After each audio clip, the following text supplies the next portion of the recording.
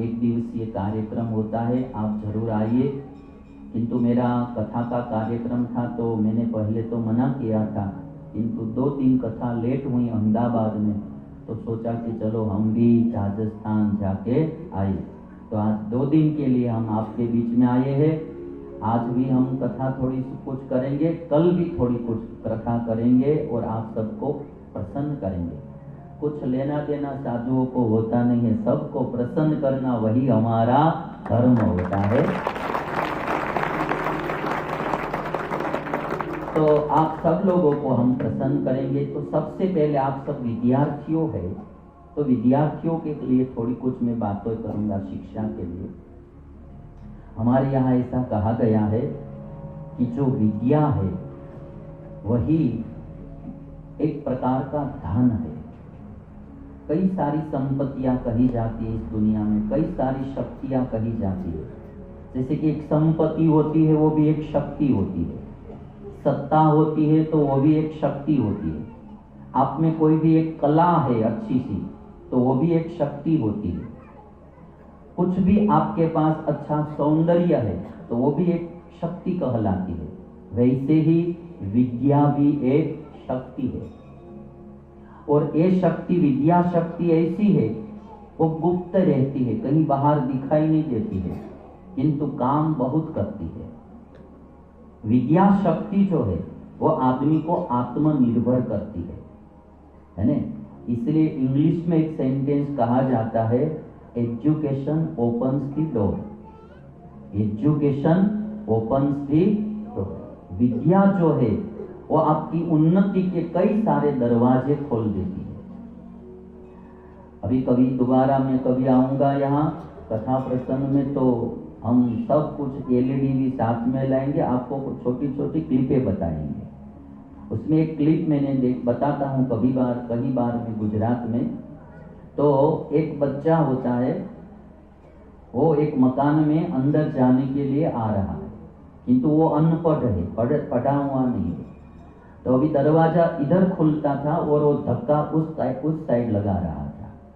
उसको पता नहीं था कि वहां लिखा था कि पुल, डोर पर लिखा था पुल माने खींचो, है ना, किंतु वो पढ़ा हुआ नहीं था, तो उसको पता नहीं था कि ये खींचने का कह रहे।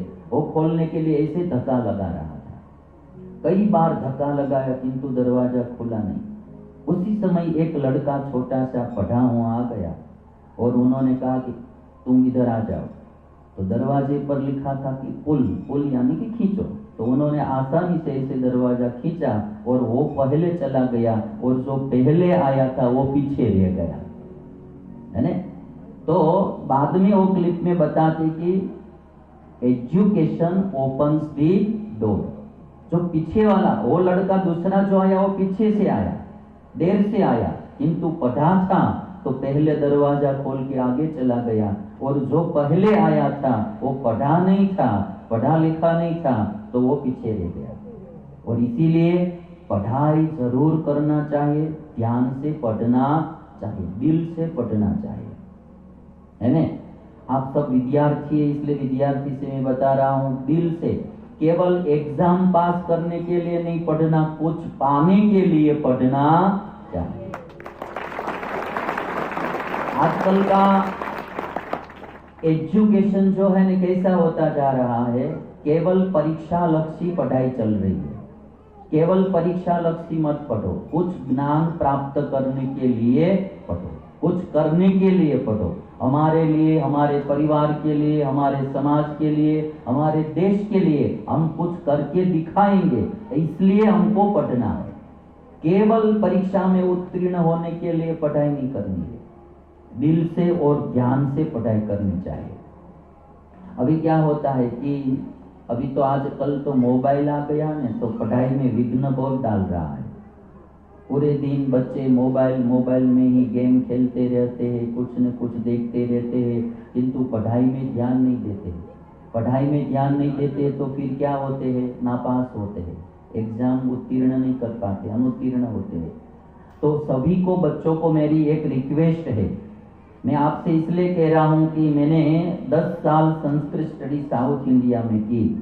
आज मेरी 50 साल ऊपर उम्र हुई, आज की तारीख में भी 8 से 10 घंटा लगातार पढ़ना पड़े तो मैं पढ़ सकता हूँ, मुझे कमरे के बाहर जाने का मन भी नहीं होता है कभी भी। और आप 2 घंटा पढ़ते हैं तो तुरंत आपको लगता है कि अब नहीं पढ़ना है, चलो खेलने के लिए चले जाए। कुछ पाना है तो मन पर संयम रख के पढ़ाई करनी चाहिए। नहीं पढ़ते हैं तो फिर नापास हो जाते। एक लड़का 10वीं कक्षा में पढ़ता था, तो पता था उसको कि मैं एग्जाम में तो नापास हो जाऊंगा, तो रिजल्ट लेने के लिए स्कूल नहीं गया और अपने मित्र से कहा कि तुम मेरा रिजल्ट लेके आ जाना, प्रमाण पत्र लेके आ जाना। और मित्र से कहा कि देखो, घर पे मेरे पिताजी होंगे, यदि मैं एक सब्जेक्ट में नापास हुआ हूँ, अनुत्तीर्ण हुआ हूँ, तो आप इतना बोलना कि